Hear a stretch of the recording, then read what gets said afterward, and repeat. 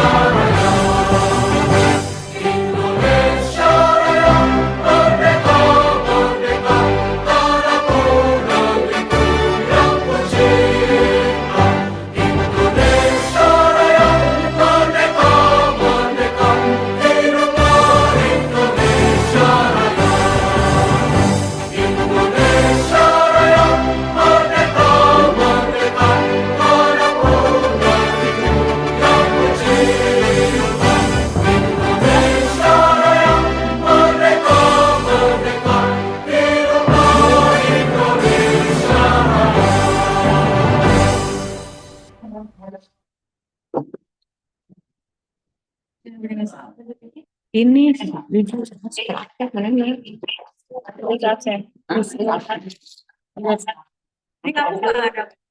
mana?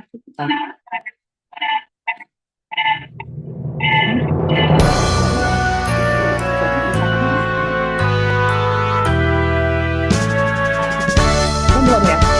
Universitas Indonesia Maju, alma mater kami, tepat menuntut dan mengembangkan ilmu, teknologi, dan cipta karya.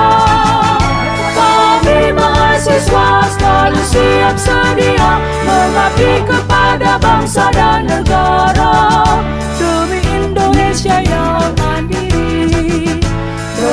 Majulah universitas kami untuk mendorong dunia yang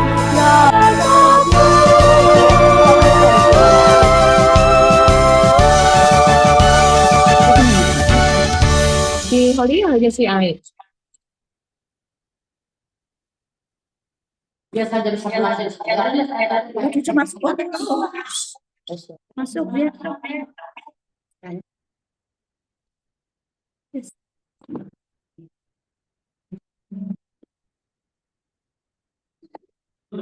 Ibu.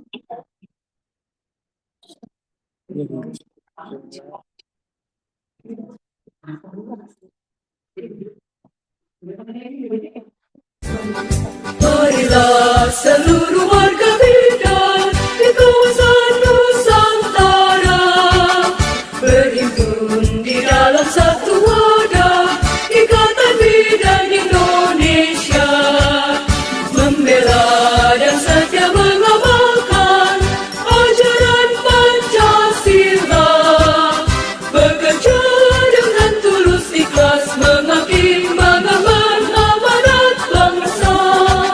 Ingatlah sumpah jabatan kita kepada Tuhan yang kita ikrarkan bersama, selalu jadikan pegangan.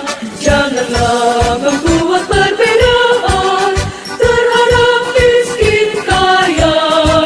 Tugas sucimu sebagai penyelamat seluruh wanita di Mayapada.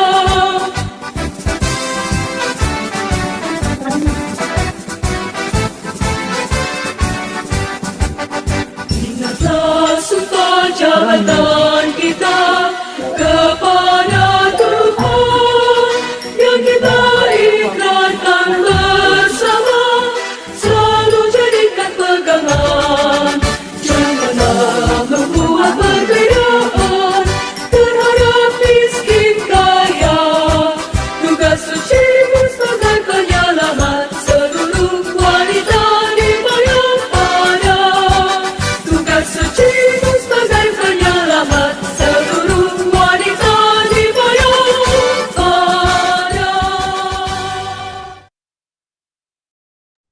Hadirin dimohon duduk kembali.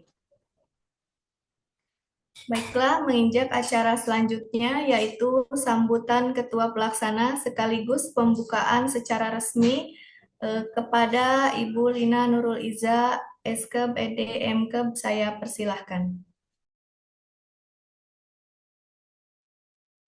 Baik, terima kasih MC ya. Suara saya sudah terdengar? Terdengar, Bu.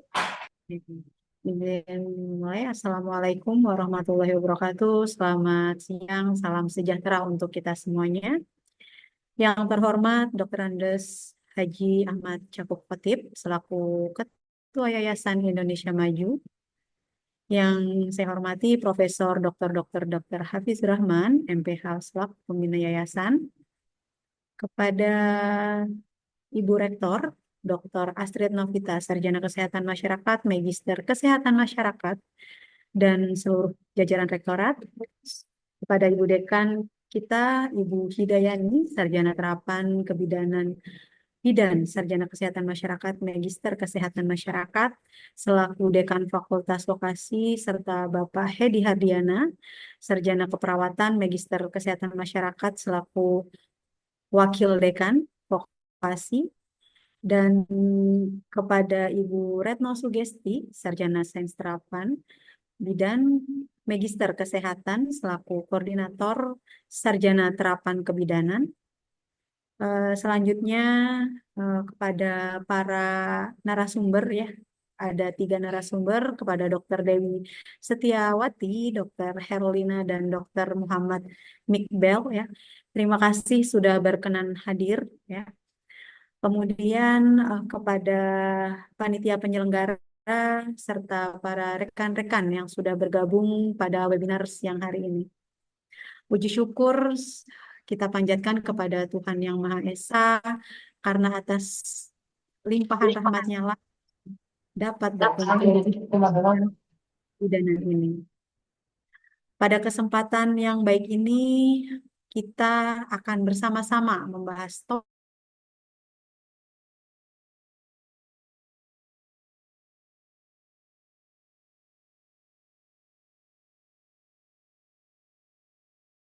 Mohon maaf Ibu, suaranya tidak ada. Oke. Oke. Pada kesempatan yang baik ini kita akan bersama-sama ya membahas topik tentang pentingnya deteksi dini kehamilan risiko tinggi untuk menurunkan angka kematian pada ibu. Yang mana kita ketahui bersama bahwasanya angka kematian ibu di Indonesia masih cukup tinggi ya. Sehingga di mana ketika angka kematian ibu ini tinggi menjadi indikator ya yang penting dari kualitas kesehatan dari suatu negara. Tingginya AKI di Indonesia ini masih menjadi perhatian yang sangat utama ya dan membutuhkan sinergi dari berbagai pihak untuk menurunkannya. Selanjutnya, deteksi dini kehamilan risiko tinggi ini merupakan salah satu langkah ya yang dapat kita ambil untuk mencegah terjadinya komplikasi di mana kita tidak menginginkan semuanya itu ya, sehingga kehamilan dan persalinan dapat berjalan dengan lancar. Tentu saja upaya ini akan membantu kita untuk mengidentifikasi ibu-ibu yang membutuhkan perhatian lebih dan juga akan memberikan intervensi yang tepat dan waktu yang tepat demi menyelamatkan nyawa dari ibu dan bayi. Saya mengucapkan terima kasih yang sebesar-besarnya kepada para narasumber yang telah bersedia hadir dan berbagi pengetahuan serta pengalamannya, tentu saja di bidang kebidanan ini ya.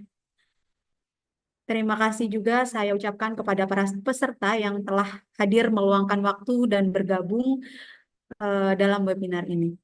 Semoga acara webinar ini menjadi salah satu sarana untuk memperkuat pemahaman kita, meningkatkan kesadaran masyarakat, serta mempererat kerjasama antar tenaga kesehatan melalui penanganan resiko kehamilan tinggi ini. Dengan upaya kita bersama, saya yakin kita dapat mencapai tujuan dalam menurunkan AKI dan mewujudkan kesejahteraan serta kesehatan ibu dan anak yang lebih baik di Indonesia. Dengan mengucapkan Bismillahirrahmanirrahim, webinar kebidanan dengan tema deteksi dini kehamilan risiko tinggi untuk masyarakat dengan upaya menurunkan angka kematian ibu, saya nyatakan resmi dibuka. Semoga acara ini dapat berjalan dengan lancar dan memberikan manfaat yang besar untuk kita semuanya. Akhir kata, wassalamualaikum warahmatullahi wabarakatuh. Waalaikumsalam warahmatullahi wabarakatuh. Terima kasih Ibu atas sambutan sekaligus pembukaan secara resmi kegiatan webinar ini. Untuk acara selanjutnya yaitu penyampaian materi oleh para narasumber kita. Yang pertama yang akan dibimbing oleh moderator kepada Ibu Putri Fitriasari selaku moderator, saya persilahkan. Baik, saya akan melanjutkan acara ini. Mungkin ibu-ibu pasti sudah tidak sabar ya untuk segera mendengarkan materi dari narasumber kami. Sebelumnya saya perkenalkan dulu ya, narasumber pertama kami yaitu Dr. Dewi ya. Di sini saya akan membacakan CV-nya dulu. Namanya Dr. Dewi Setiawati, tanggal lahirnya 27 Juni 1999. Riwayat pendidikan dokter itu untuk SD-nya di SD Negeri Cibuluh ya, dari tahun 2005 sampai 2011, kemudian SMP Negeri 1 Kota Bogor dari tahun 2011 sampai dengan 2014, SMA Negeri 1 Kota Bogor dari tahun 2014 sampai dengan 2017, terus S1-nya di FK UIN Syarif Hidayatullah Jakarta dari 2017 sampai dengan 2021, pendidikan profesi dokter muda ya. Pendidikan profesi dokternya dokter muda itu dari tahun 2021 sampai 2023 dan menjadi dokter umum itu dari tahun 2003 mungkin sampai dengan sekarang ya Dok ya. Baik, untuk mempersingkat waktu, kita langsung saja mempersilahkan kepada Dokter Dewi untuk waktu dan tempat. Saya persilahkan. Oke, terima kasih Kakak Putri. Assalamualaikum warahmatullahi wabarakatuh. Waalaikumsalam warahmatullahi wabarakatuh. Sebelumnya terima kasih nih untuk panitia yang telah memberikan waktu untuk kami untuk mengisi sharing mengenai tentang kehamilan dengan resiko tinggi dan juga tentang angka kematian ibu seperti itu. Sebelumnya, selamat siang juga nih ibu-ibu semua yang ada di sini. Semoga semua ibu-ibu yang ada di sini sehat, semua baik ibu ataupun janinnya. Oke, selanjutnya boleh di next. Oke, pertama materi yang akan disampaikan ini mengenai pendahuluan tentang kehamilan resiko tinggi. Jadi sebenarnya semua ibu hamil siapapun itu memang memiliki resiko seperti itu. Namun pada beberapa keadaan kehamilan itu akan menjadi resiko tinggi bila terdapat beberapa faktor resiko yang dapat mengganggu proses kehamilan sampai dengan bersalin dan bisa menyebabkan gangguan pada ibu maupun janinnya. Sebenarnya apa aja sih faktor resiko yang akan menyebabkan kehamilan ini menjadi resiko tinggi? Jadi ada 4T dan juga 3 terlambat, yaitu terlalu cepat, terlalu muda, terlalu tua, lalu terlalu dekat kehamilannya, dan juga terlalu banyak kehamilannya seperti itu. Dan juga ada 3 terlambat, yaitu terlambat ambil keputusan, terlambat sampai pada layanan kesehatan, dan juga terlambat penanganan seperti itu. Lalu selain itu juga kehamilan resiko tinggi ini terjadi pada siapa aja sih? Nah, kita harus lihat nih pada kondisi ibu sebelum hamil, terus juga kondisi kehamilan sebelumnya, jika sebelumnya pernah hamil, dan juga kondisi kehamilan sekarang. Seperti itu. Pada ibu-ibu yang memiliki diabetes sebelumnya, lalu hipertensi sebelumnya, dan juga obesitas, itu membuat kehamilannya saat ini menjadi kehamilan dengan resiko tinggi. Kenapa? Misalnya contoh kita ambil hipertensi. Hipertensi itu bisa terjadi sebelum ibunya hamil, atau hipertensi itu ada di saat ibunya hamil di usia kehamilan 20 minggu atau yang kita sebut dengan preeklamsi. Bisa disertai dengan protein uri atau bocornya protein di kencing ataupun tidak. Seperti itu. Lalu apa sih efeknya? Seperti yang kita tahu, hipertensi itu menyebabkan pembuluh darahnya itu kecil, termasuk pembuluh darah plasenta yang menghubungkan ibu dengan bayinya. Sehingga nutrisi yang seharusnya tersampaikan kepada janin, kepada bayinya itu karena pembuluh darahnya itu mengecil, sehingga nutrisinya itu tidak tersampaikan dengan baik. Sehingga perkembangan janin bisa terganggu, terus juga perkembangan organnya juga bisa terganggu, seperti itu. Selanjutnya, maka dari itu yang penting yaitu sebenarnya kita harus mengidentifikasi dari resiko-resikonya itu. Nah, jadi ibu-ibu semua di sini harus mengidentifikasi apakah saya memiliki resiko, seperti itu. Dengan cara apa? Dengan cara kita harus antenatal care atau kita memeriksakan kehamilan secara rutin, baik ke bidan maupun ke dokter ataupun ke fasilitas kesehatan terdekat. Seperti itu. Untuk apa? Yang pertama akan dilakukan anamnesis, yaitu mencari faktor resikonya. Akan ada mencari faktor resikonya, di screening juga. Lalu dari pemeriksaan fisik juga itu akan dilakukan. Apakah perkembangan janinnya itu sesuai dengan usia kehamilannya, seperti itu. Lalu juga akan dilakukan screening-screening. Yang pertama yaitu screening mengenai darah tinggi, yaitu mengenai tekanan darah. Nah, jadi jika kita rutin untuk kontrol ke layanan kesehatan, itu akan terpantau bagaimana tekanan darahnya selama kehamilan, apakah ada peningkatan atau tidak. Lalu juga akan di-screening nih tentang urinalisa, yaitu tentang kencingnya. Itu akan di-screening, akan dicari apakah ada kebocoran protein atau tidak, seperti itu.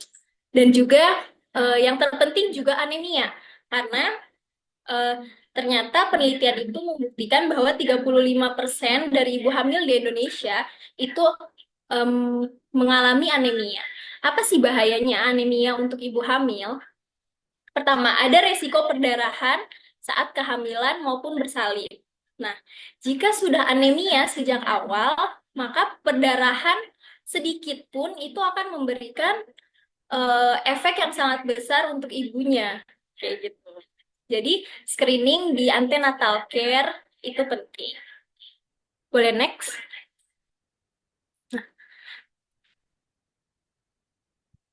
Nah, selanjutnya yaitu mengenai AKI atau angka kematian ibu. Nah, kenapa sih tadi kita harus mengetahui, kita harus mengidentifikasi apakah ada faktor resiko yang membuat kehamilan kita itu beresiko tinggi? Karena jika kita tidak aware atau kita tidak peduli dengan faktor resiko itu bisa menyebabkan komplikasi berupa angka kematian ibu. Apa sih kematian ibu itu? Kematian ibu itu adalah jumlah kematian ibu selama kehamilan sampai dengan 42 hari setelah melahirkan, yang disebabkan karena keadaan kehamilannya itu, kecuali seperti kecelakaan gitu tidak dihitung. Jadi kondisi kehamilannya yang menyebabkan meninggalnya si ibu, kayak gitu. Sebenarnya AKI ini dapat dicegah jika kita semua tuh aware tentang kondisi kehamilan kita, kayak gitu. Dan juga kita aware tentang faktor resiko yang ibu miliki, seperti itu. Nih, seperti yang di layar bisa dilihat bahwa di Indonesia ini angka kematian ibunya itu 228 per 100.000 ibu. Ini termasuk tinggi di Asia Tenggara.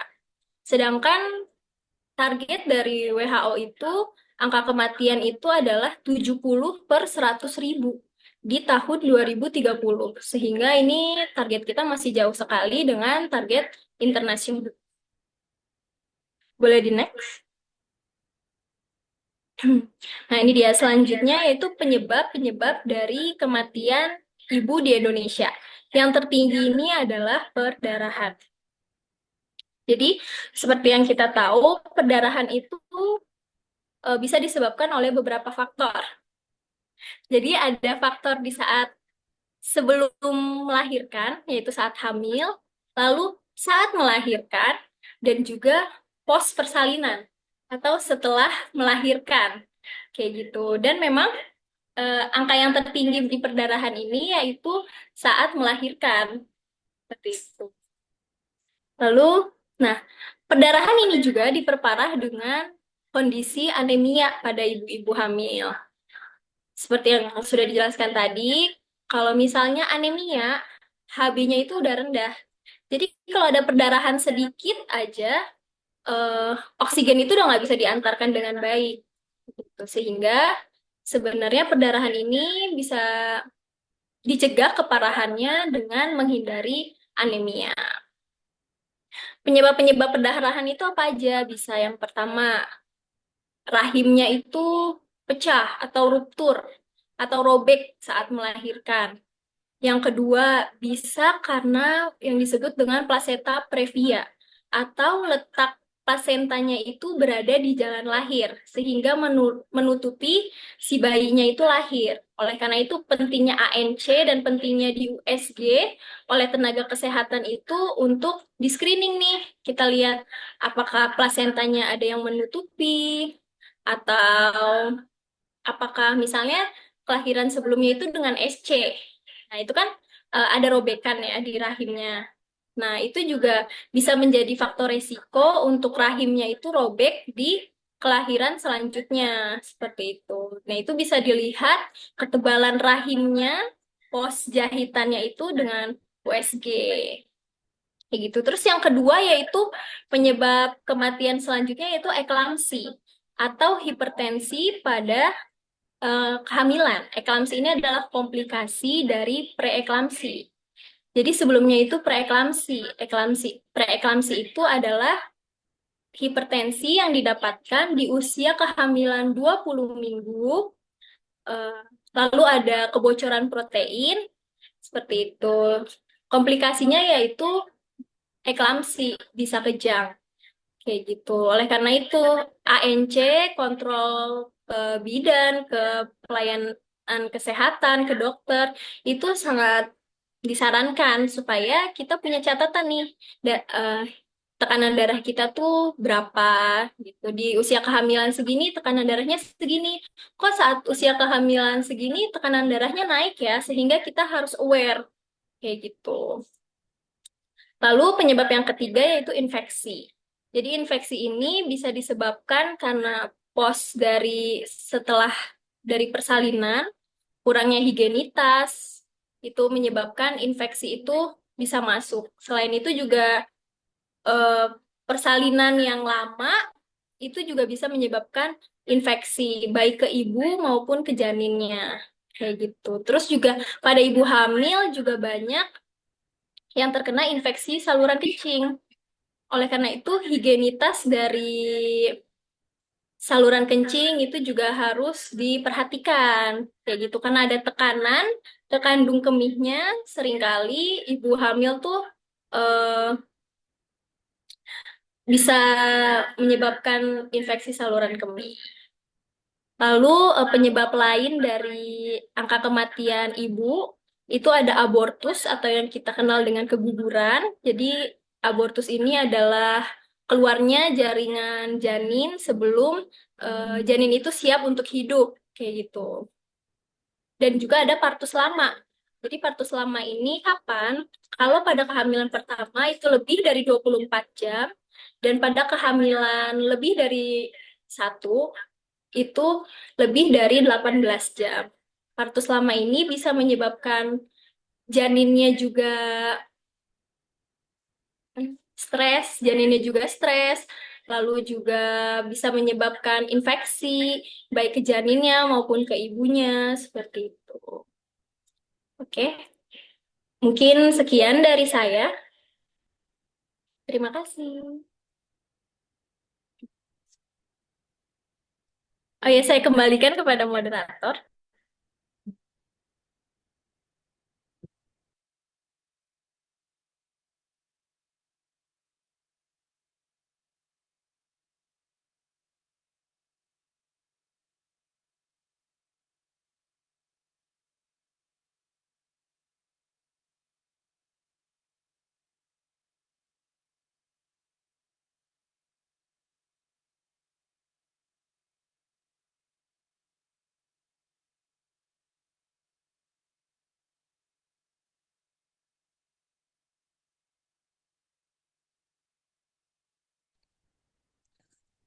Alhamdulillah, materi pertama tentang apa itu kehamilan resiko tinggi sudah disampaikan oleh Dr. Dewi Setiawati.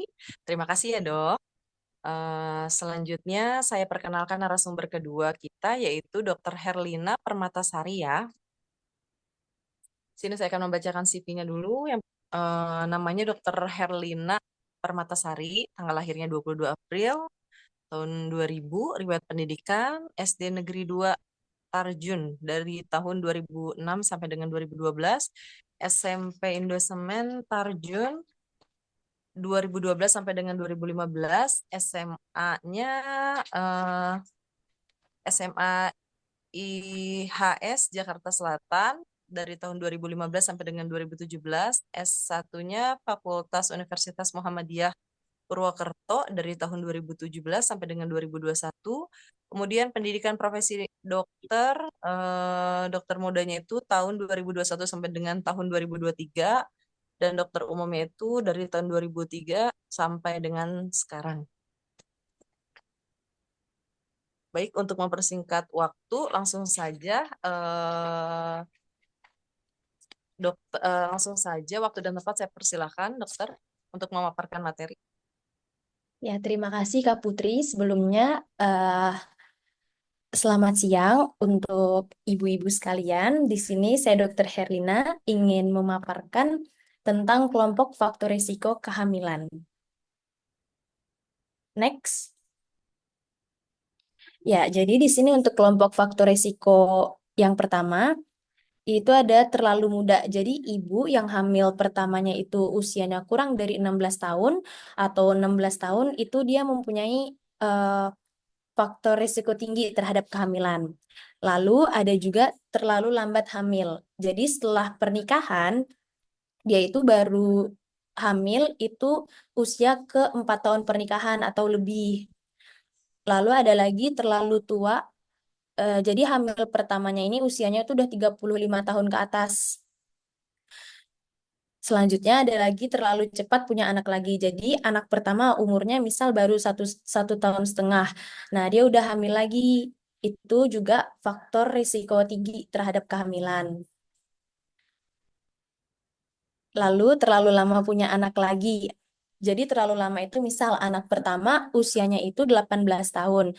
Nah, anak keduanya itu dia baru hamil lagi. Kalau misalnya jarak anak pertama dan anak kedua lebih dari 10 tahun atau kurang dari 2 tahun itu juga tidak baik. Nah, terlalu banyak punya anak 4 atau lebih itu juga termasuk dari kelompok faktor risiko ini. Terus hamilnya terlalu tua. Jadi ketika hamil di usia 35 tahun ke atas, 40 tahun ke atas. Dan ketika ibunya ini juga terlalu pendek, tinggi badannya itu 145 cm atau kurang dari 145, dia biasanya itu dilakukan operasi sesar. Next.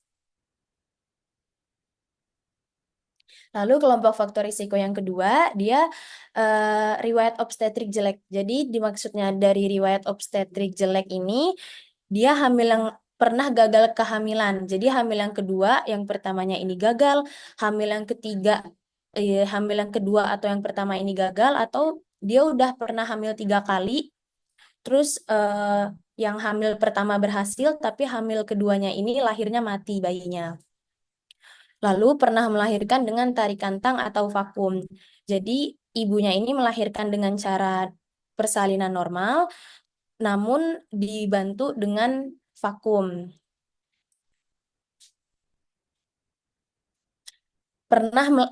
Lalu yang ke-10 ada pernah melahirkan bayi dengan operasi sesar. Jadi dia hamil yang kedua, hamil yang pertama melahirkannya secara sesar, hamil yang kedua melahirkannya secara normal. Itu masuk dari kelompok faktor risiko ini. Next. Ya, yang ke-11 ini ada ibu hamil dengan penyakit yang sudah dijelaskan dengan Dr. Dewi tadi, yang untuk kurang darah atau anemia. Makanya untuk ibu hamil biasanya harus minum tablet tambah darah secara rutin karena ditakutkan nanti kurang darah pada saat proses persalinannya mengalami perdarahan. Ada lagi ibu hamil dengan penyakit seperti malaria, TBC paru atau flek, yang biasa orang-orang sebutkan itu penyakit jantung, kencing manis, penyakit penular seksual seperti gonore, sifilis. Lalu ada juga keracunan kehamilan yaitu preeklamsia, di mana preeklamsia itu adalah komplikasi kehamilan ditandai dengan tekanan darah tinggi dan kerusakan pada organ lain, biasanya itu hati dan ginjal. Tanda-tandanya itu dia tekanan darahnya naik, lalu ada pembengkakan pada kaki, tangan, atau wajah, Terus juga ibunya itu sakit kepala hebat, ada gangguan penglihatan seperti kabur atau buram gitu, dan nyeri di bagian perut atas. Kalau misalnya ada ibu lagi hamil mengalami hal serupa, itu harus cepat-cepat ke IGD. Lalu ada juga hamil kembar. Ketika hamil kembar ini, perut ibu sangat membesar. Jadi gerakan anak terasa di banyak tempat kan ada dua bayi. Jadi mungkin tendangannya eh, ada di dua tempat. Nah, terus ada namanya hidramnion. Hidramnion itu air ketuban. Jadi air ketuban yang kebanyakan, terlalu banyak, itu tuh membuat perutnya ibu sangat besar. Jadi gerakan anaknya itu nggak begitu kerasa. Nah, terus ada juga janin mati di dalam kandungan. Ketika ibu hamil merasa gerakan janinnya ini kurang atau enggak seperti biasanya, itu sebaiknya ibu juga cek ke bidan, ke vaskes terdekat. Lalu ada hamil lebih bulan. Jadi kan kalau misalnya ibu hamil untuk kelahirannya itu 36 sampai 40 minggu. Nah, kalau misalnya usia kehamilannya lebih dari 40 minggu, tidak ada tanda-tanda persalinan seperti kontraksi, itu sebaiknya juga langsung segera pergi ke bidan atau ke dokter terdekat karena ditakutkan faktor jadi resiko tinggi kehamilan. Ada juga letak sungsang, di mana letak sungsang ini biasanya bokongnya itu di bagian bawah perut dan kepalanya ada di bagian atas perut ibu. Dan yang selanjutnya ada letak lintang. Letak lintang biasa kepalanya itu ada di kanan atau di kiri, bokongnya ada kepalanya di kanan, bokongnya di kiri, atau kepalanya di kiri, bokongnya di kanan. Jadi melintang gitu. Next. Nah, ini untuk kelompok faktor risiko tinggi kehamilan yang ketiga, yang terakhir yaitu ada perdarahan antepartum. Nah, yang dimaksudkan di sini adalah ketika melakukan persalinan, dia mengalami perdarahan hebat, di mana kalau proses persalinan normal itu dia menghabiskan darah sekitar 500 mili darah, atau biasanya itu sampai ganti 4 pet seperti itu. Itu biasanya kita pertimbangkan untuk transfusi darah. Lalu yang terakhir sudah jadi eklamsia. Yang tadi saya sebutkan kan preeklamsia, yaitu tanda-tanda sebelum kejang. Nah, kalau eklamsia itu dia sudah terjadi kejang karena ibunya ini mengalami keracunan kehamilannya. Seperti itu. Eh, dari saya cukup di sini untuk faktor risiko tinggi terhadap kehamilan. Saya kembalikan ke moderator. Terima kasih. Baik, dokter. Alhamdulillah, terima kasih dokter Herlina atas penyampaian materinya tentang kelompok faktor risiko kehamilan. Seru sekali ya nih, ibu-ibu. Tadi materinya sangat menambah ilmu kita. Bagaimana ibu-ibu, masih semangat? Semangat. Semangat ya. Karena masih ada satu materi terakhir yang akan disampaikan oleh narasumber kita yang akan dibimbing oleh moderator selanjutnya, yaitu Ibu Adila Safitri. Kami silahkan Ibu Adila. Baik, terima kasih Ibu Putri. Untuk mempersingkat waktu, langsung saja, Ibu-ibu, saya perkenalkan narasumber ketiga, yaitu dengan Dr. Muhammad Mikbel Abdad. Berikut CV-nya. Nama, Dr. Muhammad Mikbel Abdad, tanggal lahir 13 April tahun 1999, riwayat pendidikan, SDIT atau Taufik pada tahun 2005 sampai 2011, SMP Negeri 2 Kota Bogor pada tahun 2011 sampai 2014, SMA Negeri 10 Kota Bogor pada tahun 2014 sampai 2017, S1 FK Universitas Kristen Indonesia pada tahun 2017 sampai 2021, pendidikan Profesor Dokter, Dokter Muda pada tahun 2021 sampai 2023, Dokter Umum pada tahun 2023 sampai sekarang. Baik, untuk Dokter Mikbel, waktu dan tempat saya persilahkan untuk memaparkan materi.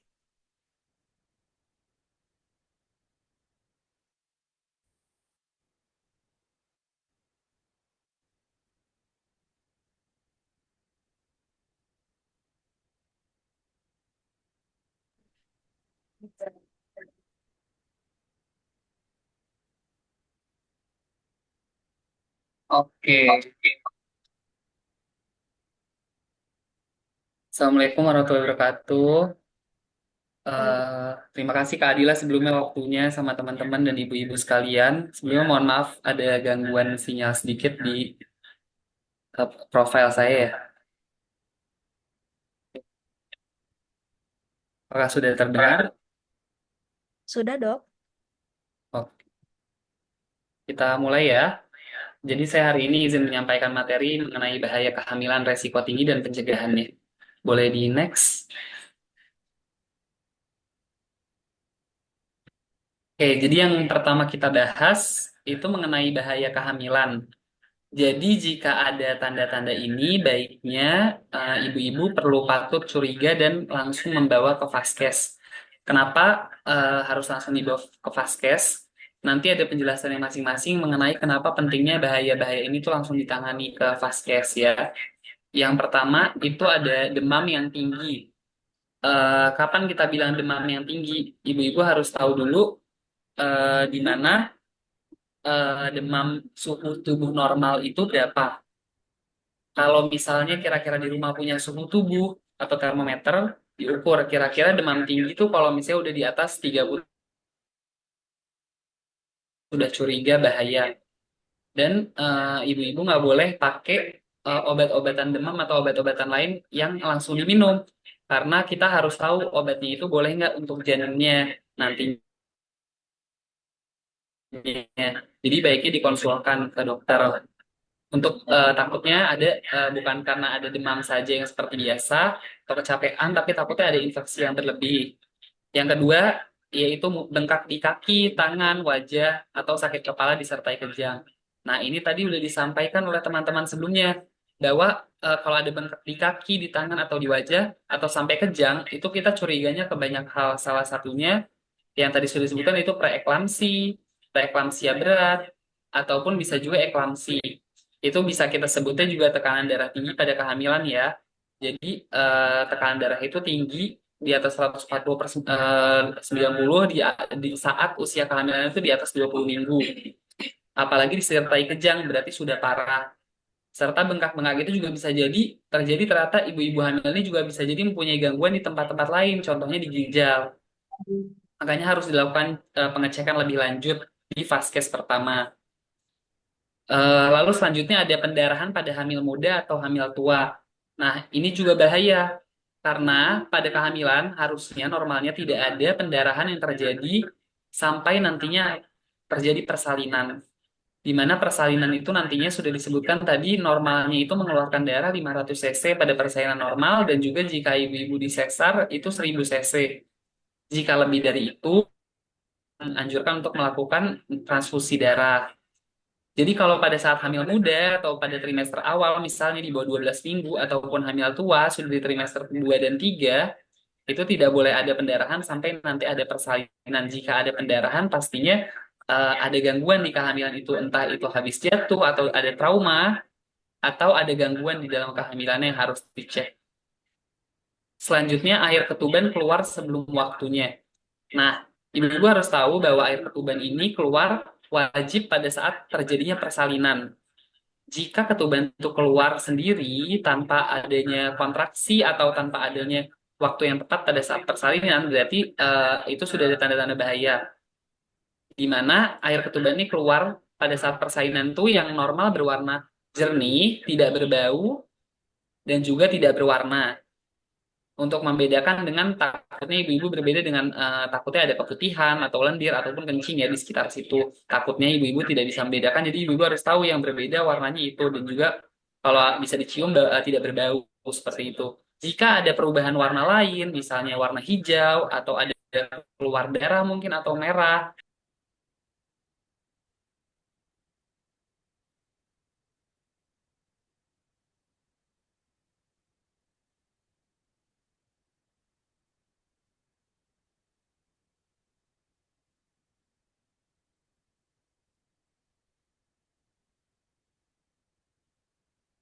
Dokter Mikbel kemungkinan terpental ya Ibu-Ibu, tunggu sebentar ya. oke kita lanjut ya. Baik Jika dok. ada perubahan warna tadi pada air ketubannya, atau ada warna yang berbeda, maka kita harus curiga adanya infeksi di wilayah cairan ketuban itu, dan itu tidak boleh dibiarkan, harus kita tangani segera ke dokter dan akan diobati nantinya secara langsung.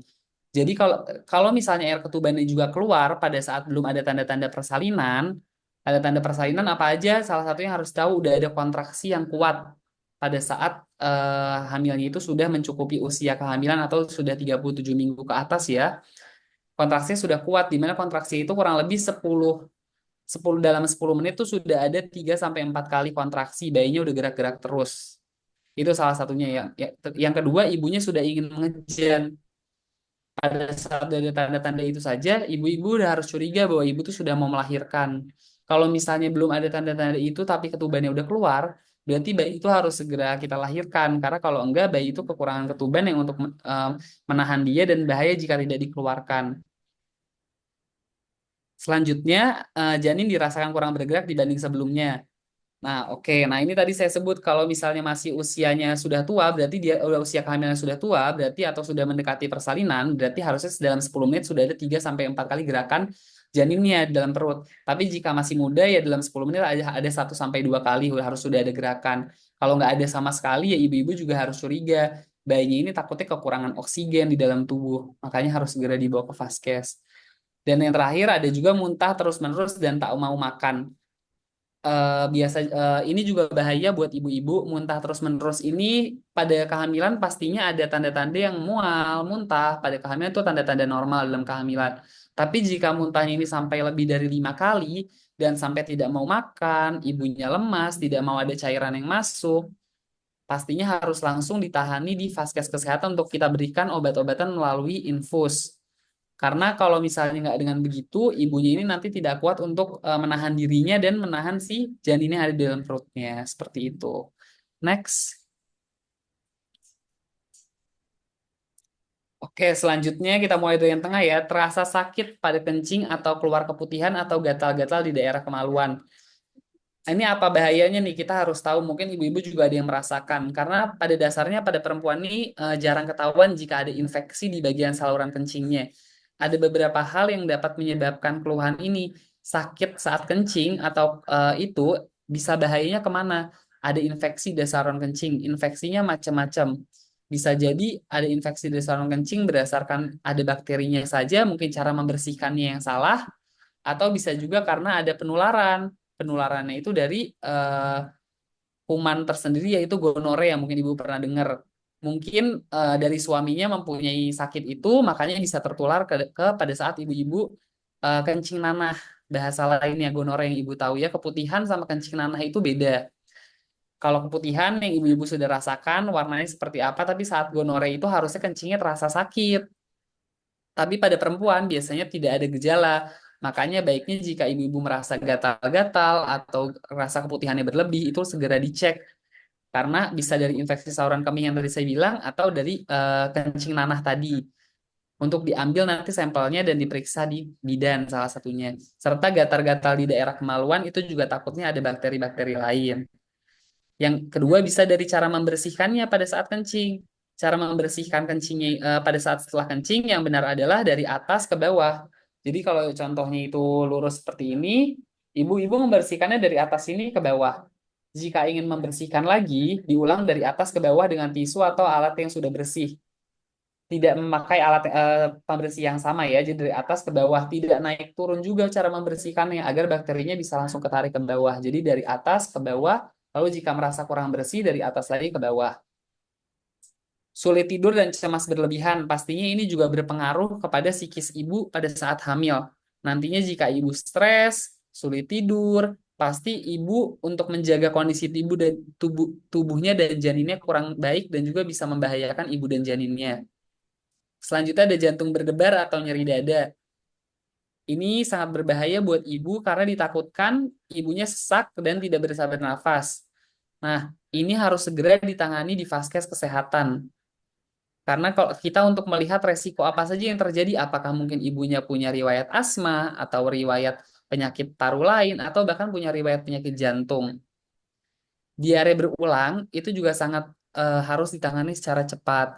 Karena jika tidak, ibu-ibu nantinya ditakutkan akan lemas, muntah-muntah. Ketika sudah diare, resiko yang utama bisa terjadi adalah lemas, letih, lesu, ibu-ibu tidak kuat untuk jalan, serta takutkan ibu juga muntah-muntah yang akan membuat ibu tidak kuat menahan beban untuk ibu dan juga janinnya. Makanya harus segera dibawa. Dikatakan diare kapan? Dikatakan diare jika sudah bolak-balik BAB secara 1 hari sudah 4 kali atau lebih. Dengan adanya perubahan BAB-nya ya yang biasanya keras menjadi lebih lembek atau menjadi cair. Dan ada perubahan warna ya pada BAB-nya. Selanjutnya ada batuk lama lebih dari 2 minggu. Ini kita curigai adanya penyakit lain atau ada infeksi di dalam paru-paru. Salah satunya bisa jadi ada tuberkulosis. Itu sangat beresiko pada semua orang, khususnya juga pada ibu hamil yang sedang mengandung bayinya. Ada demam, menggigil, berkeringat. Bila ibu di daerah endemis malaria menunjukkan adanya gejala penyakit malaria. Yang dimaksud endemis malaria itu daerah-daerah pegunungan yang ada nyamuk malarianya. Ditakutkan ibunya juga tertular malaria, di mana penanganannya sendiri itu berbeda dengan orang-orang biasa. Obat-obatan itu juga berbeda, makanya tidak bisa dengan pengobatan sendiri, harus segera dibawa ke vaskes. Next. Oke, bahaya kehamilan resiko tinggi lainnya yang pertama itu jika tadi udah ada faktor-faktor yang tadi udah kita sebut tuh bahayanya gejala-gejalanya, bahayanya apa nih yang bisa pertama keluar? Yang pertama bayi lahir prematur. Jadi bayinya lahir belum pada waktunya, di mana di bawah usia bayi itu matang, di bawah usia 37 minggu bayinya itu belum matang, berat badannya juga belum cukup. Jadi dia udah lahir yang harusnya tidak boleh lahir pada saat usia itu. Yang kedua, bayi lahir dengan berat badan rendah. Nah, kapan kita katakan berat badan rendah? Berat badan rendah itu ketika berat bayinya itu di bawah 2,5 kilo. Berat bayi normal pada saat lahiran itu 2,5 sampai 3,99 kilogram. Jika di bawah 2,5 ataupun lebih dari 3,99 itu berarti menandakan kalau di bawah 2,5 berarti rendah dan kurang pada saat bayinya lahir, serta jika di atas 3,99 berarti dia menandakan dia besar, bayinya besar ya. Yang ketiga bisa sampai keguguran atau abortus yang tadi sudah disebutkan ya, janinnya jadi harus dikeluarkan belum waktunya. Pada saat terjadinya persalinan tidak lancar atau macet sehingga membutuhkan waktu yang lama, bahkan harus sampai kita rujuk untuk dilakukan tindakan operasi nantinya jika sudah waktunya. Yang selanjutnya pendarahan sebelum dan sesudah persalinan. Nah, ini juga berbahaya pastinya. Yang tadi kita balik ke sudah dibahas di awal, anemia. Nah, ini dapat membahayakan kondisi ibu, makanya ibu diwajibkan untuk minum terus vitaminnya, yaitu tablet tambah darah yang pasti setiap hari diminum. Lalu janin mati dalam kandungan, pastinya karena sudah kekurangan oksigen dan juga sudah ada bahaya-bahaya yang tadi telah ditahani. Bahkan bisa sampai ibu hamil juga meninggal dunia, serta adanya keracunan kehamilan atau kejang-kejang. Next. Oke, tadi udah kita jelasin panjang dari bahaya-bahayanya. Nah, ibu-ibu jadi harus tahu juga nih gimana cara untuk pencegahannya. Jadi kalau misalnya udah ada gejala kayak gitu, ibu-ibu harus gimana nih nahaninnya? Atau sebelum ada gejala kayak gitu pencegahannya gimana? Kalau tadi kan udah dikasih tahu nih, kalau udah ada gejala kayak gitu, ibu-ibu harus langsung ke vaskes atau harus langsung manggil orang yang lebih tahu gitu ya untuk mengenai itu. Salah satunya paling gampang ke bidan atau ke dokter. Nah, gimana cara kita pencegahan biar nggak terjadi kehamilan resiko tinggi? Yang pertama, periksa kehamilan secara teratur. Nah, ibu-ibu harus tahu kapan harus ke vaskes gitu. Biasanya kan pasti setiap bulan kita ke vaskes. Cuman kapan kita harus USG? Biasanya di trimester 1 tuh kita 1 kali pada saat usia 0 sampai 13 minggu ya. Lalu trimester kedua tuh 2 kali, serta di trimester ketiga tuh 1 kali. Serta nanti ada juga pada saat mendekati persalinan ada USG lagi. Nah, itu wajib kita lakukan. Untuk apa? Nanti kita tuh bukan cuma ngasih tahu kondisi bayinya aja. Oh, bayinya ada normal, bukan gitu. Kita harus tahu juga berat badannya normal atau enggak. Kalau bayinya kayak gimana kondisinya. Pada saat di usia pertengahan 20 minggu kita bisa lihat, oh bayinya nih kira-kira ada kelainan enggak di situ mengenai sarafnya. Makanya diberikan juga asam folat vitaminnya biasanya untuk pencegahan kelainan pada organ-organ saraf bayinya. Lalu yang kedua, perawatan diri selama kehamilan. Lalu mengenali tanda-tanda kehamilan resiko tinggi yang tadi kita sudah sebutkan, menghindari jarak kehamilan yang terlalu dekat. Kenapa sih harus dihindari jarak kehamilan yang terlalu dekat ini? Yang pertama, agar ibunya ini fokus dulu pada anak yang sebelumnya, agar mengeluarkan ASI eksklusif ya. ASI eksklusif itu kan wajib untuk 2 tahun pertama untuk anaknya. Yang kedua, agar organ-organ ibu, organ-organ rahim dan sekitarnya itu recovery dulu buat persiapan lagi nih untuk ke depannya. Makanya disarankan untuk memakai KB dulu setelah kehamilan. Untuk KB-nya apa, itu dibalikan ke ibunya masing-masing, lebih nyaman menggunakan pil, IUD, atau yang lainnya. Jadi organ-organ rahimnya sudah matang, sudah siap, ibu-ibunya juga sudah siap karena sudah ASI anak yang pertama sudah selesai. Jadinya tidak ada resiko pada organ-organ maupun pada ibunya sendiri. Lalu yang terakhir melahirkan dengan bantuan tenaga kesehatan. Nah, ini juga penting. Kalau misalnya kita melahirkan tidak dengan bantuan tenaga kesehatan, kita nggak tahu nanti apakah pada saat setelah lahiran bayinya ditahani, apakah bayinya itu benar-benar sehat atau tidak, ataukah plasentanya sudah lahir lengkap atau belum, karena setelah lahir 15 menit kemudian plasenta itu harus keluar. Jika plasenta tidak keluar dengan utuh semuanya, maka akan membahayakan si ibu nantinya. Dan harus nantinya jika tidak ditangani baik harus dilakukan kuret atau tindakan operasi. Jadi dikerok rahimnya, dikeluarin sisa-sisa plasentanya. Dan tindakan-tindakan tenaga kesehatan lain yang harus dikerjakan di fasilitas kesehatan tidak bisa dengan selain tenaga kesehatan. Mungkin sekian dari saya mengenai materi yang saya sampaikan. Mohon maaf jika ada kekurangan serta gangguan sinyal juga tadi. Saya kembalikan ke moderator. Terima kasih. Alhamdulillah, terima kasih Dr. Mikbel yang telah menyampaikan materi tentang bahaya kehamilan risiko tinggi dan cara mencegahnya. Baik, di sini kita sudah mendengarkan penyampaian materi dari 3 narasumber kita yang luar biasa ya Ibu-Ibu, yang tentunya bermanfaat dan menambah ilmu pengetahuan untuk kita semua. Masih semangat ya Ibu-Ibu? Selanjutnya kita masuk ke sesi tanya jawab. Di sini saya akan buka 2 sesi tanya jawab. Setiap sesi kami buka 3 pertanyaan.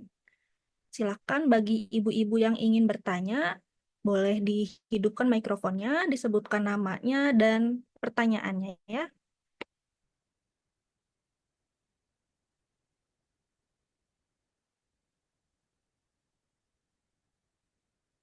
Ayo ibu-ibu, apakah ada yang ingin bertanya?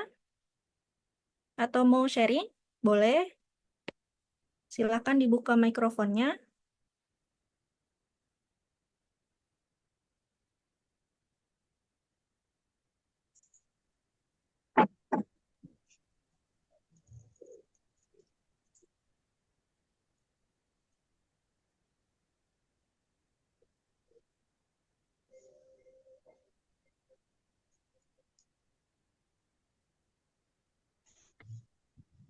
Ayo ibu-ibu, apakah ada yang ingin bertanya atau diskusi?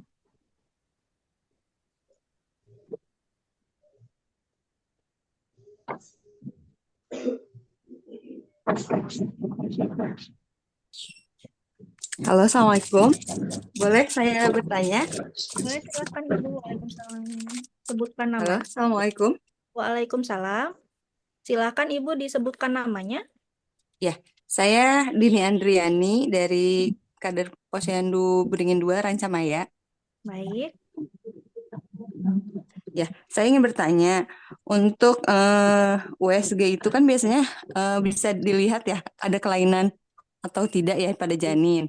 Misalnya janin itu misalnya ada hidrosefalus atau mikrosefali atau autis gitu kan. Biasanya itu diketahuinya dari usia kehamilan berapa minggu sih gitu. Kira-kira seperti itu. Baik, terima kasih untuk pertanyaannya Ibu. Ya, Kita terima tampil dulu kasih. ya. Sama-sama. Silakan untuk yang ingin bertanya yang kedua, boleh?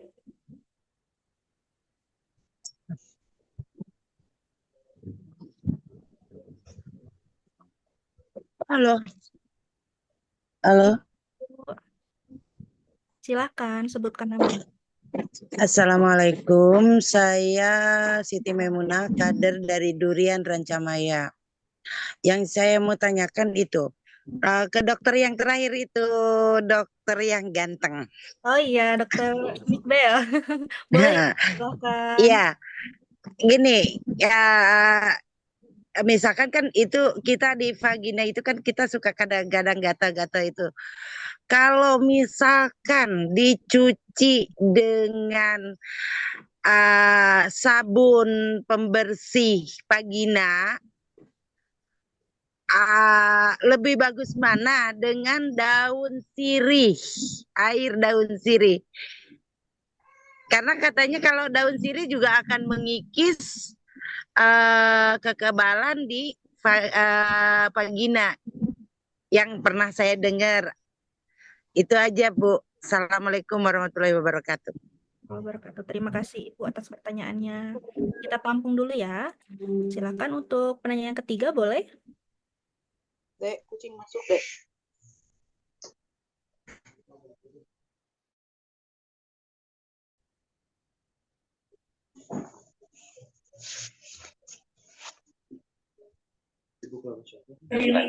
Assalamualaikum warahmatullahi wabarakatuh.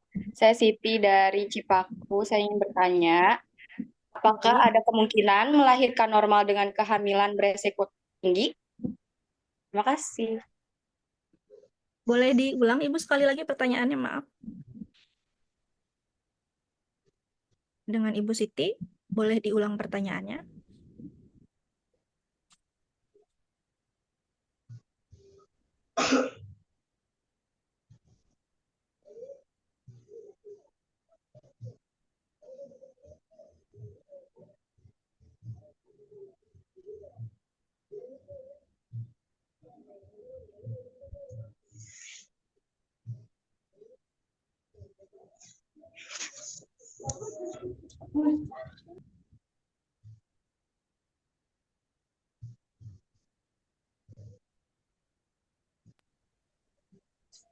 Baik, untuk pertanyaan yang pertama dari Ibu Dini, pertanyaannya, USG bisa dilihat ada kelainan atau tidak diketahui dalam waktu usia berapa lama. Begitu ya, Bu Dini?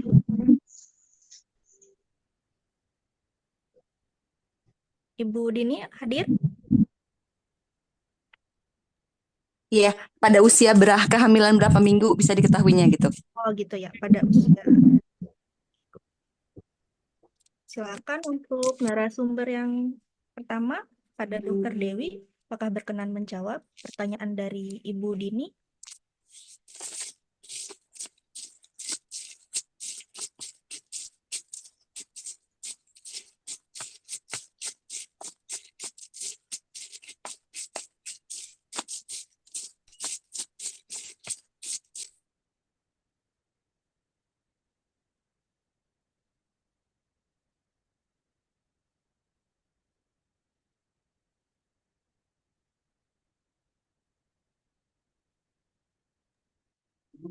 Iya,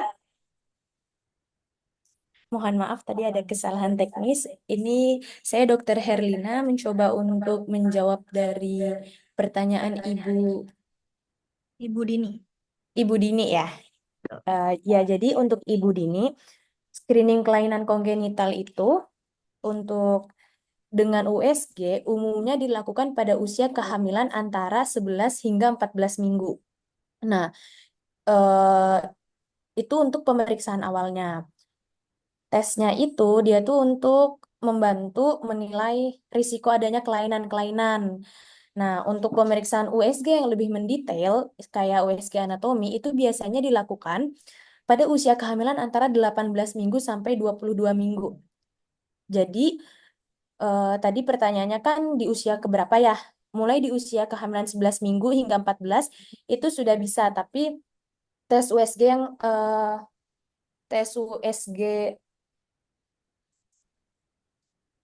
USG yang organ itu dari 11 sampai 14 minggu. Untuk lebih detailnya pada usia kehamilan 18 hingga 22 minggu. Seperti itu. Apakah menjawab Ibu Dini atau ada yang ingin ditanyakan lagi? Sudah cukup, terima kasih. Ya, sama-sama. Cukup ya, Bu Dini. Baik, kita masuk ke pertanyaan kedua dari Ibu Siti untuk Dr. Mikbel. Pertanyaannya, lebih bagus mana sih cuci vagina menggunakan sabun atau menggunakan daun sirih? Silakan untuk Dr. Mikbel untuk menjawab pertanyaan dari Ibu Siti. Oke, terima kasih Kak. Terima kasih Bu Siti. Pertanyaannya bagus nih. Biar ibu-ibu juga pada tahu. Sama-sama dokter Iya. ganteng. Izin ya Bu ya. Ya, Dijawab ya. Jadi gini, sejauh jurnal yang saya baca sebenarnya belum ada yang ngomong kalau misalnya daun sirih itu, air rebusan daun sirih itu bisa membersihkan vagina yang kotor itu, yang alai sedang kotor atau yang kurang bersih itu menggunakan rebusan daun sirih lebih bagus daripada cairan pembersih vagina atau sabun. Tapi kan kalau cairan pembersih vagina pasti kita tahu karena biasanya kita membersihkan pakai itu. Jadi untuk lebih bagus yang mana belum bisa ditetapkan juga kalau air rebusan daun sirih lebih bagus daripada sabun cuci vagina. Tapi baiknya kan ibu-ibu ini pada screening nih, cek urinnya ada kelainan nggak nih di urinnya, di kencingnya maksudnya, apakah ada infeksi atau enggak. Nah, dari kencingnya itu kita jadi tahu ada kelainan atau enggak. Kalau misalnya ternyata ada kelainan, bisa jadi karena si air rebus daun cuci sirih, air sabun cuci sirih, daun sirih juga bisa gitu. Karena dia mungkin malah menghabiskan bakteri-bakteri kan di sekitar vagina kita ada bakteri-bakteri nih.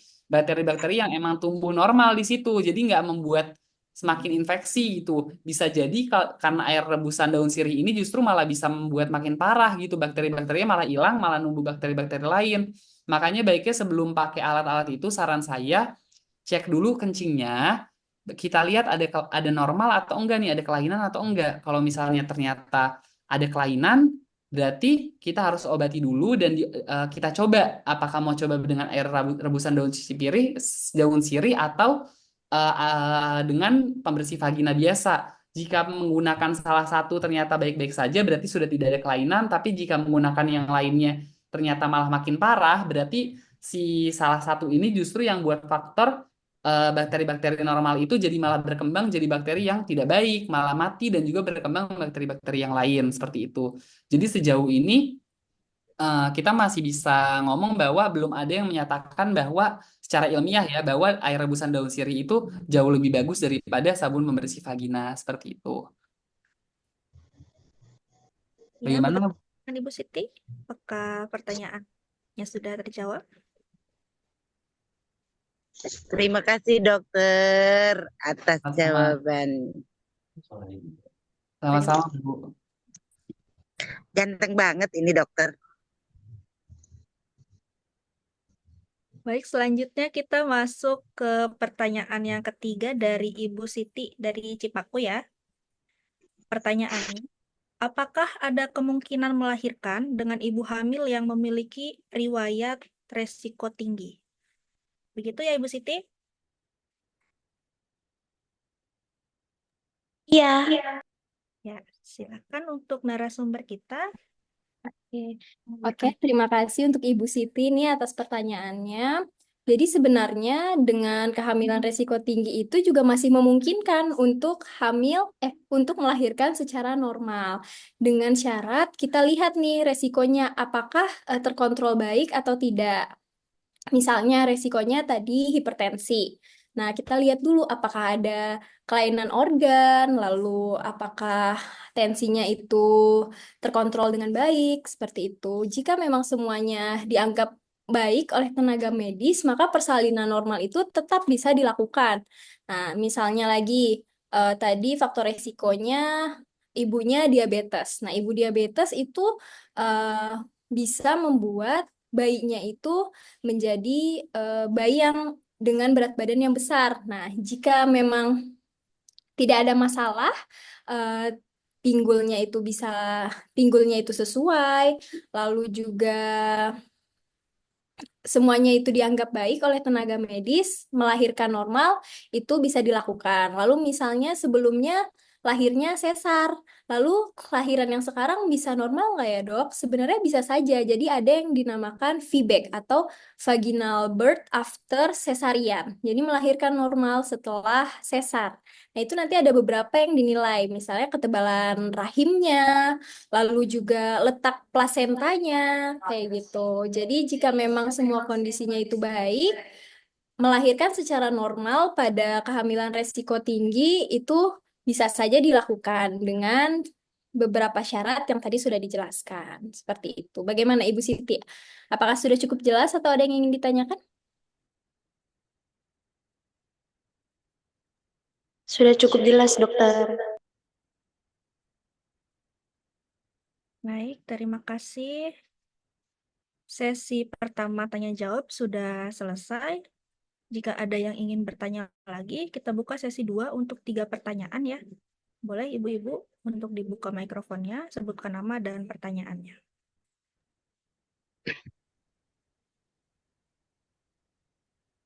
Assalamualaikum warahmatullahi wabarakatuh. Waalaikumsalam warahmatullahi wabarakatuh. Silakan. Saya Diana Purnamasari, Kader Mawar 2, Kelurahan Rancamaya. Mau bertanya kepada dokter yang kedua ya. Ini apakah termasuk faktor risiko ketika ada ibu hamil, sedang hamil tapi suka mendapat head gitu, suka ada pendarahan seperti head. Itu aja sih pertanyaannya. Terima kasih. Sama-sama Ibu. Baik, kita tampung. Apakah ada yang ingin bertanya lagi?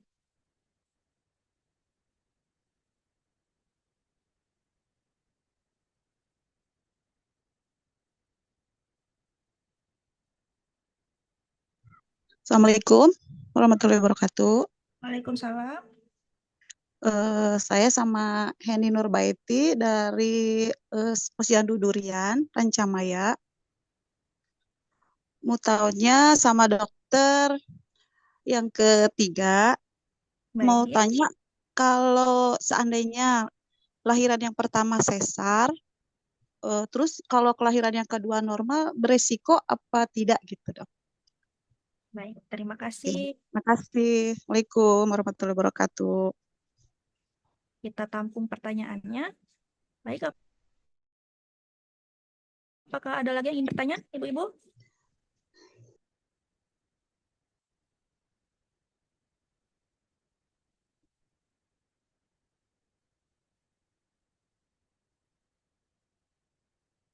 Apakah ada yang ingin bertanya lagi, Ibu-ibu?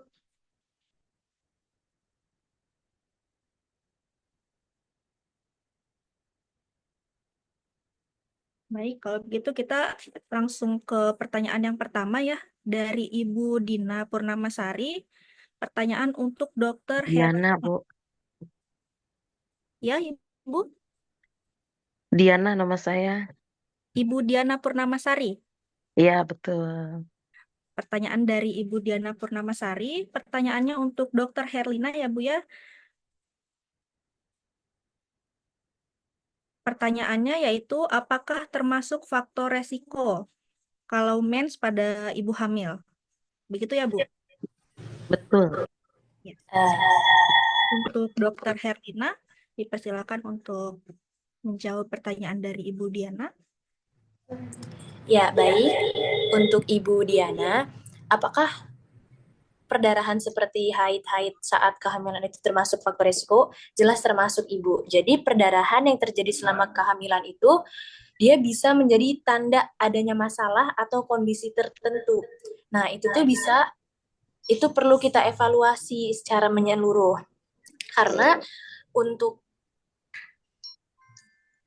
Karena perdarahan yang mirip dengan haid pada ibu hamil itu bisa disebabkan oleh beberapa hal. Salah satunya ada namanya plasenta previa. Plasenta previa itu jadi plasenta, dia itu nempel di rahim bagian bawah menutupi jalan lahir. Nah, itu bisa nyebabin perdarahan. Itu memerlukan pemantauan lebih lanjut seperti itu. Jadi kalau misalnya ada ibu hamil kok sering keluar darah kayak haid, itu perlu dievaluasi. Apakah menjawab Ibu Diana?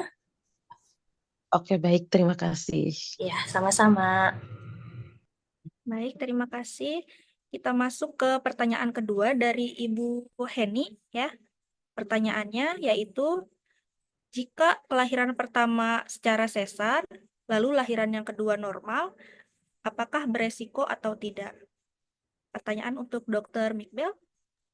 Silakan. Oke, terima kasih. Terima kasih Bu Heni atas pertanyaannya. Ini juga bisa menjawab beberapa pertanyaan lainnya yang mirip-mirip ya. Jadi jika kehamilan pertamanya itu sesar dan kehamilan selanjutnya apakah harus sesar atau boleh normal gitu ya kurang lebihnya. Nah, yang harus kita lihat pertama itu kelahiran yang pertama itu sesarnya karena apa? Atas indikasi apa gitu kan pertama di sesar. Kalau yang kedua baru kita lihat jarak kehamilannya berapa. Jika beberapa persalinan itu bisa dilakukan setelah sesar itu normal. Namanya vaginal birth after cesarean. Ada beberapa syarat yang harus dipenuhi. Salah satunya jadi hamil pertama sampai hamil selanjutnya itu jaraknya itu sudah minimal 2 tahun. Jadi bukan setelah lahiran anak 9 bulan dihitung 1 tahun lagi baru itu tangannya kan udah 2 tahun tuh 1 tahun hamil 1 tahun ngosongin baru hamil lagi. Nah itu nggak bisa masuk ke vaginal birth after cesarean karena yang dibilang vaginal birth after cesarean itu atau persalinan vagina setelah sesar itu jika anak pertama sudah lahir dan anak pertamanya itu sudah tumbuh sampai 2 tahun jadi ibu udah ASI full baru ibu hamil lagi gitu baru mulai hamil lagi. Yang kedua syaratnya apa lagi? Nah ini yang harus kita cek pas kehamilan pertama ada nggak beberapa gangguan ini. Yang pertama dari organnya ibu. Mungkin panggulnya sempit atau tinggi badan ibu sama berat badan ibu yang tinggi badannya terlalu pendek tapi beratnya justru terlalu berlebih atau biasa kita bilang obesitas. Kalau misalnya ada keluhan itu biasanya sangat berisiko untuk dilakukan persalinan normal. Yang ketiga, apakah di sesarnya karena ada penyakit-penyakit lain? Misalnya, ada tekanan darah tinggi atau preeklamsi, preeklamsi berat pada saat kehamilan di kehamilan sebelumnya, atau ada misalnya diabetes, diabetes atau gula darah yang kita tinggi diabetes pada kehamilan atau diabetes gestasional, atau ada penyakit lainnya. Jika keluhannya berdasarkan itu, biasanya pastinya langsung kita rekomendasikan untuk disesar lagi. Tapi kalau misalnya posisi misalnya pada kehamilan pertama itu masalahnya posisi anaknya lintang sebelumnya atau posisi anaknya sebelumnya eh, apa sungsang atau lintang hanya karena posisi atau karena ada lipatan pastinya sangat bisa untuk diusahakan kelahiran normal di kedua tapi harus memenuhi syarat feedback itu tadi vaginal birth after cesarean yang beberapa saya sebutkan tadi karena syaratnya ada beberapa dan cukup banyak. Kenapa kalau misalnya belum 2 tahun itu atau jarak anak yang pertama sama kedua belum 2 tahun dia nggak boleh dilahirin resiko dilahirin normal karena dianggap organ-organ rahimnya itu kita belum siap. Jadi kan sebelumnya disesar nih, Iya. otomatis kan rahimnya di sekitar rahimnya kan kita sayat gitu ya untuk ngeluarin bayinya.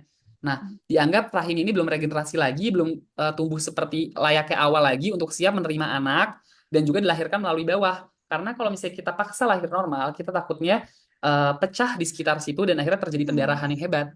Makanya tidak boleh dipaksakan untuk normal jika syaratnya tidak terpenuhi. Seperti itu Bu Heni, mungkin ada yang ingin kurang jelas atau ada yang ingin ditanyakan lagi. Sama-sama Terima dok, kasih. terima kasih, jelas. Sudah jelas. Makasih dok. Baik. Alhamdulillah, udah makasih. Di sini ada yang bertanya satu lagi ya pada sesi kedua dari Ibu Rini. Pertanyaannya, apakah normal seorang ibu hamil 14 minggu sampai 20 minggu sering merasakan mulas-mulas? Apakah itu tidak berbahaya dan bagaimana cara mengatasinya? Begitu ya Bu Rini?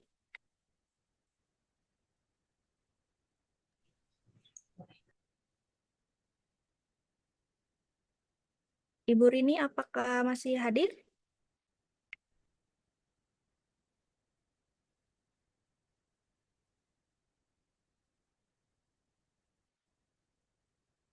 Iya, halo ya begitu Bu. Maaf Ya, jaringannya jelek nih. baik. Silakan untuk narasumber kami yang berkenan untuk menjawab pertanyaan dari Ibu Rini. Iya, tapi tidak ada tanda-tanda yang lain. Oh iya Bu, baik. Baik, terima kasih Ibu Rini atas pertanyaannya. Saya izin menjawab mengenai kontraksi di usia hamil trimester 2 ya. Jadi kontraksi ini kita harus aware. Kontraksi ini bisa menjadi pertama tanda adanya infeksi.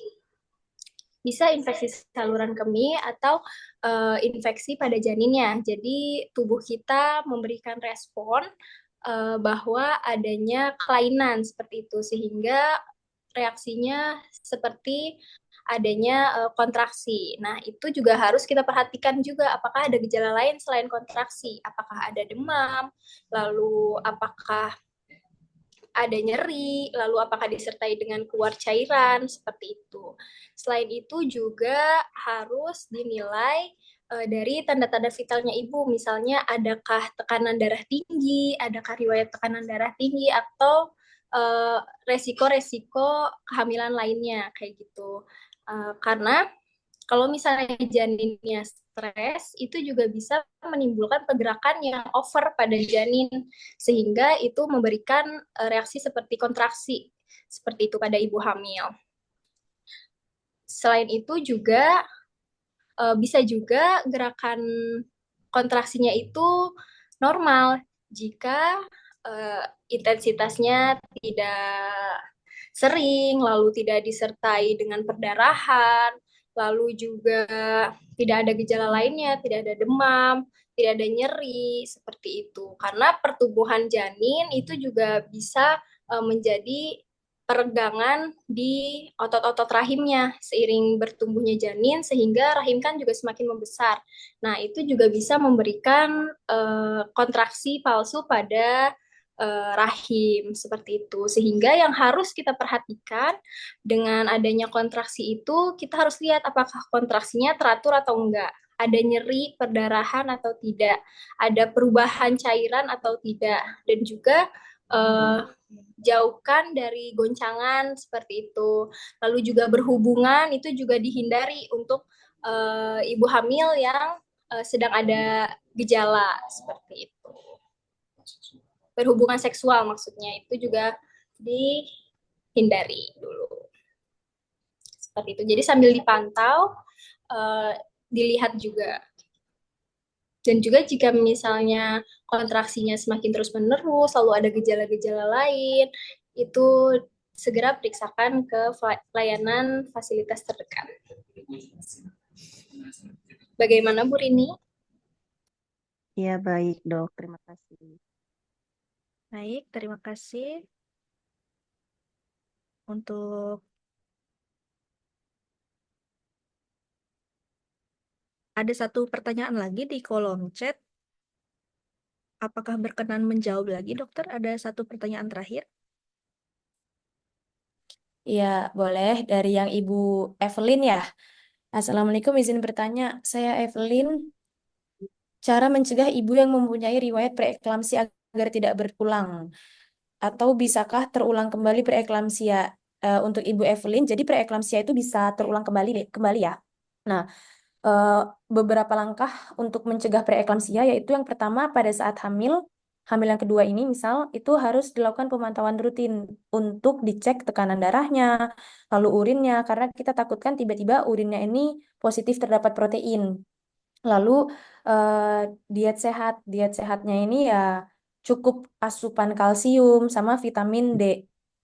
Terus olahraga ringan kalau untuk ibu hamil, jalan kaki biasa seperti itu, terus pemantauan berat badan ideal. Jangan terlalu berlebihan. Kan kalau ibu hamil ada yang penambahan berat badannya itu bisa sampai 30 kilo lebih. Nah, sama istirahat. Kalau misalnya, biasanya kalau ada riwayat preeklamsi sebelumnya, untuk kehamilan yang kedua, itu kita lebih aware, lebih wanti-wanti gitu ya. Biasanya dokternya itu juga bisa meresepkan obat antihipertensi seperti itu. Mungkin salah satu obat darah tingginya nifedipin seperti itu. Apakah terjawab, Ibu Evelyn?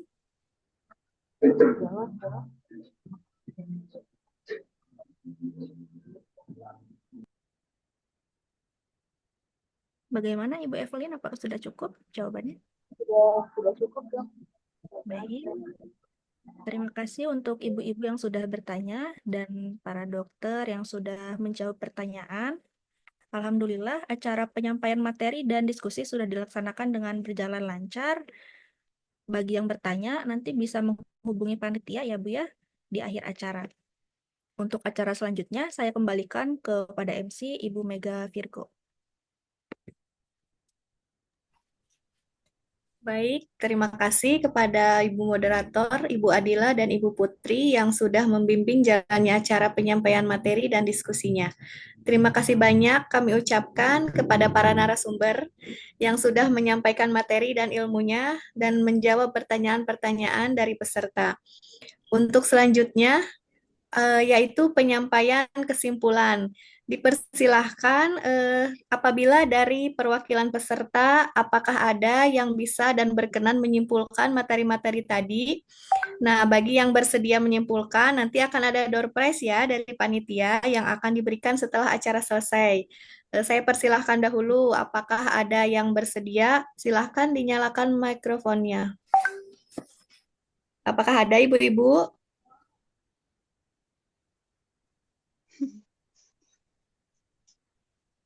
Ayo, ini nanti ada door prize loh.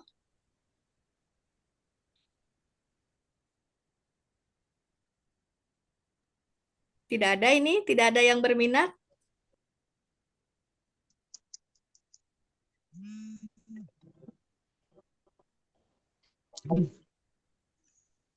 Bu Dinda aja, Bidan Adinda aja yang menyimpulkan. Ibu Adinda katanya, bagaimana Bu? Bu aja Bu biar dapat door prize. Enggak sok bebaledogan orang mah. Silakan Bunda Adinda.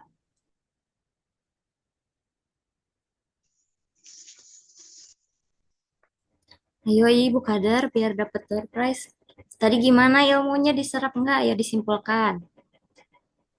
Alhamdulillah bagus.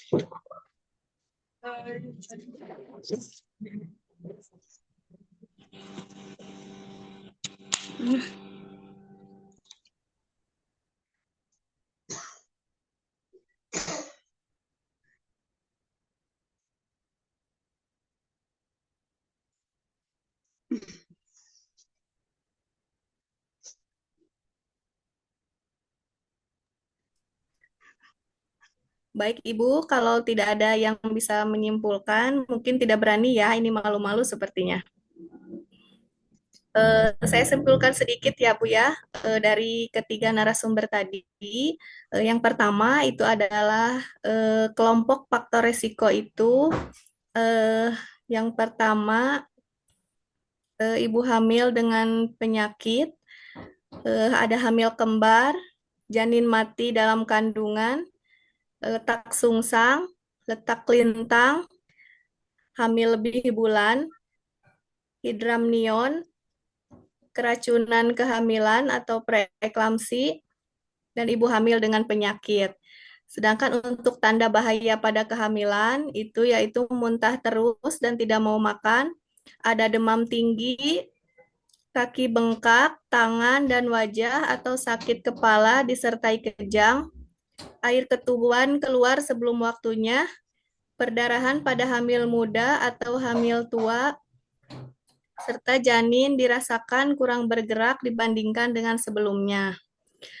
Sedangkan bahaya kehamilan resiko tinggi itu yaitu yang pertama, bayi lahir prematur, bayi lahir dengan berat badan rendah atau BBLR, keguguran atau abortus, persalinan tidak lancar atau macet, perdarahan sebelum dan sesudah persalinan, janin mati dalam kandungan, ibu hamil atau bersalin meninggal dunia, dan keracunan kehamilan atau kejang-kejang. Nah, semoga ilmu yang didapat hari ini itu bisa bermanfaat bagi kita semua. Baiklah, kalau tidak ada yang bersedia untuk menyimpulkan kembali, berarti door prize-nya buat saya ya. Iya Bu, buat Ibu aja deh. Kita mah susah ngomongnya Bu. Baik Ibu, terima kasih untuk acara selanjutnya, yaitu penyampaian informasi penting diantaranya kepada peserta yang belum mengisi daftar hadir, harap mengisi melalui link yang dikirim di kolom chat atau di WA Group, karena untuk pembuatan e-sertifikat ya, karena kalau nanti tidak mengisi daftar hadir, kemungkinan tidak akan mendapatkan e-sertifikat. Baiklah, untuk acara selanjutnya yaitu pembagian e-sertifikat secara simbolis yang diberikan kepada perwakilan peserta, yaitu kepada Ibu Siti Hodijah.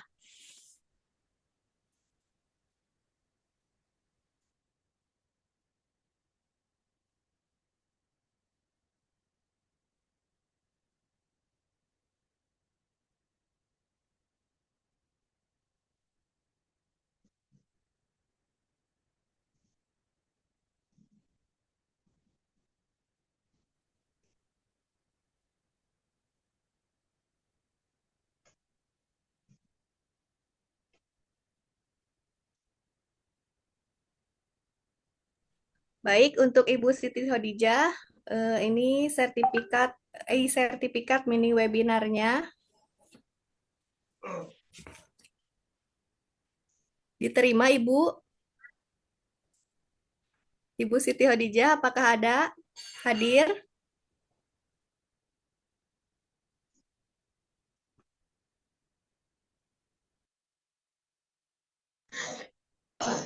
Iya, Assalamualaikum. Saya hadir, Bu.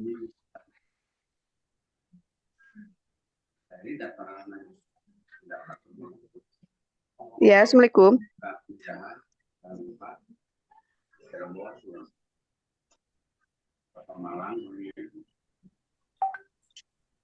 Ini pembagian e-sertifikat secara simbolis diwakili oleh Ibu Siti Hodijah sebagai peserta. Iya, terima kasih, Bu. Sama-sama. Selanjutnya untuk pembagian door prize dengan skor pretest tertinggi dan post-test tertinggi akan dibacakan oleh Ibu Adinda. Dipersilahkan Ibu Adinda. Baik, berjalan gitu ya. 5 hektar teh. Di mana katanya?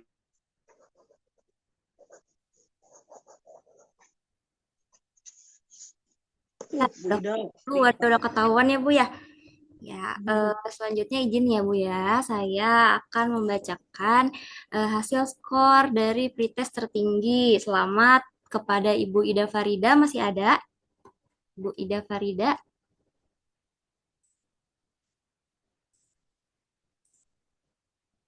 Selamat ya Bu ya, mendapatkan door prize juara pretest tertinggi. Ibu Ida Farida sepertinya sudah live apa? Masih ada ya? Udah pada keluar, Bun. Udah pada keluar ya. Ya udah berarti buat saya aja apa? Buat saya aja, Bu Dinda. Ada nih Bu Ida Farida masih ada. Ya, tapi udah kabur. Oh, udah kabur. Nggak boleh ngambil rezeki orang ya Bu ya. Ya, kita kasih ke Ibu Ida Farida ya. Juara pretest tertingginya. Kemudian ada skor post-test tertinggi. Selamat kepada Ibu Neng Rohaini. Yeay. Dapat voucher belanja ya, Ibu. Ya, Ibu Neng Rohaini masih ada. Ada kayaknya Bu Neng mah barusan lagi masih duduk nyantai. Masih duduk nyantai. Diterima ya Bu Neng ya. Selamat kepada Ibu Neng. Kemudian selanjutnya ada peningkatan skor tertinggi. Selamat kepada Ibu Juria. Ibu Juria masih ada Bu Juju? Udah kabur. Udah kabur juga. Ikut banget tuh itunya. Tadi masih ada. Udah selamat ya Ibu Juriah ya. Oke, itu aja sih Bu yang dapat door prize-nya. Selamat yang sudah dapat door prize.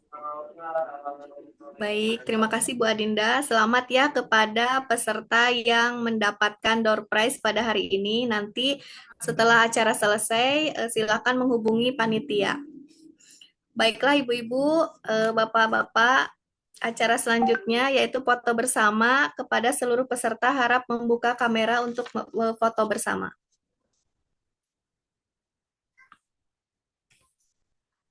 Senyum. Harap dibuka dulu kameranya Ibu-ibu. Kita foto dulu ya. 1, 2. Ini Chat pertama ya, stream pertama. 1, 2, 3. Yang kedua ya. 1, 2.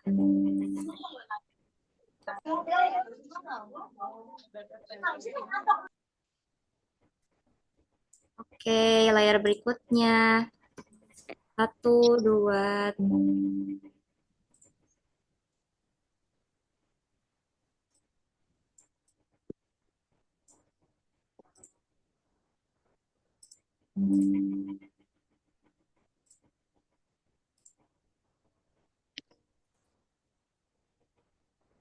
Sekali lagi ya Bu ya, terakhir ya. 1, 2, 3. Oke, terima kasih.